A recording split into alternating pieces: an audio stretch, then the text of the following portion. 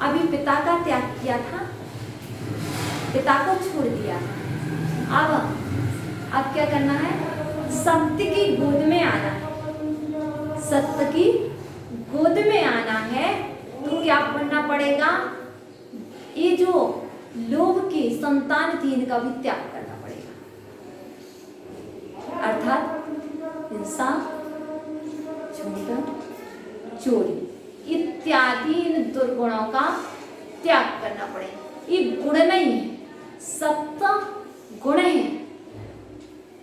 और असत्य अवगुण है। ये झूठ आदि अवगुण है। गुण किसको प्रिय होते हैं? जो महापुरुष होते हैं उन्हें गुण प्रिय होते हैं, और जो दुर्जन होते हैं, जो दुर्गुण होते हैं, उनके लिए दोष प्रिय होते हैं।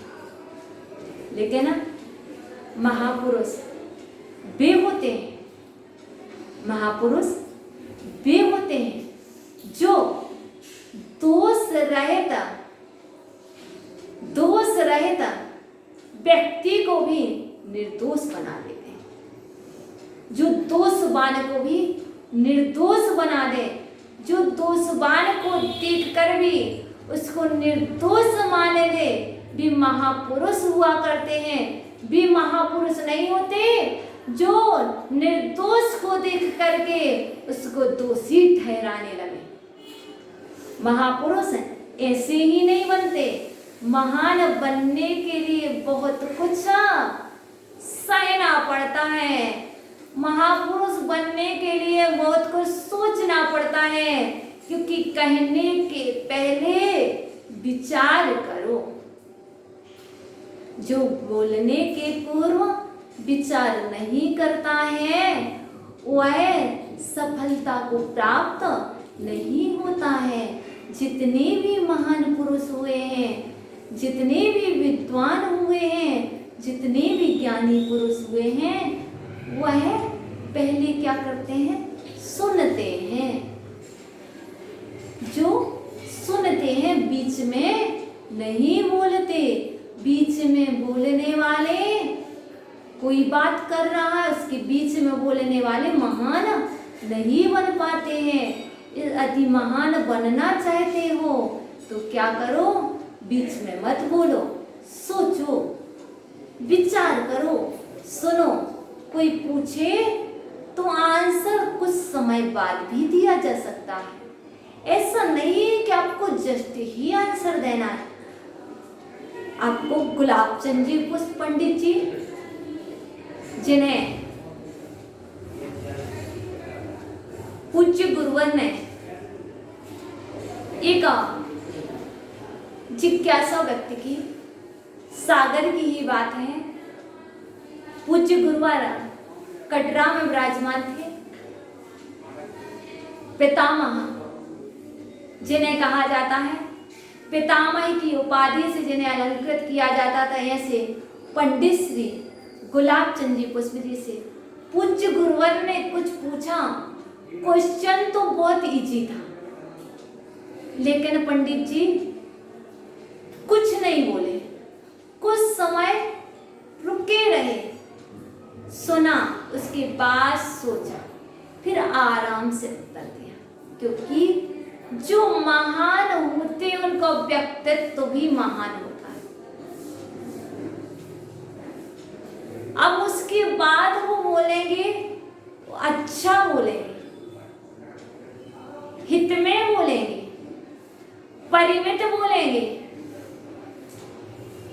धर्ममय बोलेंगे, धर्म की वृद्धि को करने वाले वचन बोलेंगे, यश को करने वाले वचन बोलेंगे। क्यों? यही सत्य है, यही सत्य है। आज सत्य के दिन संकल्पित तो हो रहे हैं कि हम सत्य बोलेंगे, पर ऐसा सत्य बोलेंगे कि किसी का हित ना हो जाए। ऐसा सत्य बोलेंगे कि वह धर्म से अधर्म में न चला जाए। ऐसा सत्य बोलेंगे कि उसके प्राण ना चले जाए, और ऐसा सत्य बोलेंगे कि धर्म की रक्षा हो जाए। ऐसा सत्य भी नहीं बोलेंगे कि जिससे धर्म का ह्रास हो जाए। आज सत्य तो बोला जा रहा है, लेकिन वह सत्य सत्य की कोटि में नहीं है, क्योंकि धर्म का पतन हो रहा है। जिससे धर्म का उत्कर्ष हो वही सत्य है, जिससे धर्म का पतन हो वह असत्य है, वह अधर्म है, अधर्म है अधर्म। अब चाहे वह किसी भी प्रकार का क्यों ना हो। इसलिए हमने पूर्व में आप सभी के लिए 8 अंग भी पढ़ाए हैं। सम्यक दर्शन के 8 अंगे, क्योंकि सम्यक दृष्टि चतुर्थ गुण स्थान वर्ती है। सम्यक दृष्टि चतुर्थ गुण स्थान वर्ती है और वहां से सप्त संज्ञा प्रारंभ हुई है। तो सम्यक दर्शन को स्थिर रखने के पूर्व 8 अंगों को भी तो जान लो। वह सप्त सुप्त नहीं होगा, क्योंकि आपको पहले बता दिए उपगुहन स्थितिकरण। आज स्थितिकरण और उपगुहन अंग दिखाई नहीं दे रहा। क्यों? क्योंकि सत्य का अभाव, सत्यवादी का अभाव, धर्मात्मा का अभाव होने पर उपगुहन स्थितिकरण अंग नहीं दिखाई देता। सत्यवादी का अभाव होने पर उपगुहन स्थितिकरण अंग दिखाई नहीं दे रहा। अर्थात यदि आप धर्मात्मा हो, धर्म की रक्षक हो, यदि आपने संकल्प लिया था धर्म की रक्षा कौन करेगा? हम करेंगे। हम करेंगे कैसे करोगे? सत्य के साथ करेंगे भैया। धर्म की रक्षा हम करेंगे, हमारा संकल्प है। सत्य के साथ करेंगे, यश के साथ करेंगे, धर्म को उत्कर्ष की ओर ले जाएंगे। यह सत्य है। तो सत्य को बस इतना ही समझ लीजिए, सत्य कैसा होना चाहिए, सत्य को शास्त्रों में पढ़ो। प्रत्येक कार्यों को आंखों से देखा हुआ सत्य नहीं होता। सभी के वचनों को कानों से सुना सत्य नहीं होता। आंखों से देखा भी सत्य नहीं है, कानों से सुना भी सत्य नहीं है। तो फिर सत्य क्या है? जब तक आगम की आंखों से नहीं देखा तब तक वह सत्य, चाहे आंखों से देखा हो चाहे कानों से सुना हो, वह सत्य सत्य नहीं होगा। यदि वह सत्य हित में होगा तो वह सत्य है, वही यदि वह सत्य अहित में होगा तो वह असत्य है। इसलिए मात्र आंखों से नहीं, मात्र कानों से नहीं, अब तो आंखों से भी नहीं देखते, कानों से भी नहीं सुनते। अब तो कोई और एक झूठ बोलने की डिब्बी, जिसे कहते हैं मोबाइल, किसमें? उसमें देखा, उससे सुना, वो सत्य मान लिया। आचरण कहते नहीं, यही तो तुम्हारे सम्यक की परीक्षा है, यही तो तुम्हारी परीक्षा की घड़ी हो, तुम कितने धर्मात्मा हो। यदि धर्मात्मा होगे तो ये बात याद रखोगे कि जब शास्त्र में कहा था कि आंखों से देखा सत्य नहीं होता, कानों से सुना सत्य नहीं होता। क्यों? आंख पर है, कान पर है। जब ये पर है तो वो कौन है? क्या वो मेरा है? नहीं। इसलिए आगम में देखो भैया, ये सत्य है कि असत्य, ये सेव्य है कि अनुपसेव्य है, ये सेव्य है कि अनुपसेव्य है, ये उचित है कि अनुचित है। जो मैं वचन कह रहा हूँ वह उचित है कि अनुचित है। मेरे जो वचन है, मेरा जो कथन है वह सेव्य है, अर्थात सेवन के योग्य है कि नहीं, कि अनुसेव्य है, कि छोड़ने के योग्य है। देखा, विपरीत है, विपरीत है कि नहीं है, कि अनुकूल है। अनुकूल है कि यदि अनुकूल है स्वीकार है, यदि प्रतिकूल है स्वीकार नहीं है। सुख रूप है कि दुख रूप है। जब तक इन्हें 4 कसौटी पर नहीं कसके, आपको पता है जब आप मार्केट में सोना खरीदने जाते हैं तो क्या करते हैं, कितनी बार एक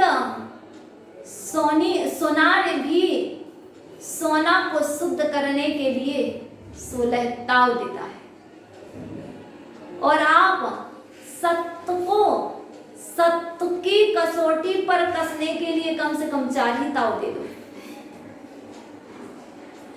ये उचित है कि अनुचित है? एक अनुकूल है कि प्रतिकूल है? ये दुख रूप है कि सुख रूप है? और क्या ये सेव्य है कि अनुसेव्य है? ये उचित है कि अनुचित है? यदि उचित हो तो स्वीकार है, यदि अनुचित है स्वीकार नहीं है। धर्म रूप है या धर्म रूप है? यदि धर्म रूप है, मेरे धर्म की वृद्धि को करने वाला है, तो यह सत्य वचन मुझे स्वीकार है। यदि मेरे हित में है, समाज के हित में है, परिवार के हित में है, विश्व के हित में है, राष्ट्र के हित में है, ये वचन मुझे स्वीकार है। जो वचन आपका हित ना कराए, आपको हित ना करने दें, जो लोग आपको हित करने से रोके, हित ना करने दें, उन लोगों से सावधान। हम बाहर में बहुत सावधान रहते हैं, लेकिन उन लोगों से भी सावधान जो आपको धर्म से दूर रखें, धर्म ना करने दें, धर्म से बहुत दूर कर दें, उनसे सावधान। आज सत्य का दिन है, सत्य को सत्य समझना, आज से संकल्पित हो जाना, मुझे सत्य को जानना है तो मुझे सत्य को पढ़ना भी है, और वो भी सत्य को मात्र बाहर में नहीं पढ़ना, सत्य को पढ़ कर के अंदर में उतारना भी है। क्योंकि आगम से एक बार सत्य को पढ़ लोगे तो सत्य समझ में आ जाएगा, अपने आप को दिखना आ जाएगा, फिर आपके जीवन में सत्य धर्म बहुत अच्छे से प्रारंभ होगा। इसलिए सत्य को सत्य जानो, सत्य को सत्य मानो और निज को पहचानो। यही सत्य धर्म है, यही सत्य धर्म है, और यही सत्य धर्म आपको सिद्ध पर्याय तक की यात्रा पूरी कराएगा। यही सत्य आपको सिद्ध बनाएगा। कौन सा सत्य? आगम सत्य। आगम सत्य आपको सिद्ध बनाएगा, जिनागम सत्य आपको सिद्ध बनाएगा, स्यादवाद सत्य आपको सिद्ध बनाएगा, और कोई सत्य आपको सत्य सिद्ध नहीं बना सकता। तो क्या यह आगम सत्य है? क्या यह जिनागम सत्य है? क्या यह परमागम सत्य है? क्या यह जिनेंद्र भगवान द्वारा प्रणीत सत्य है?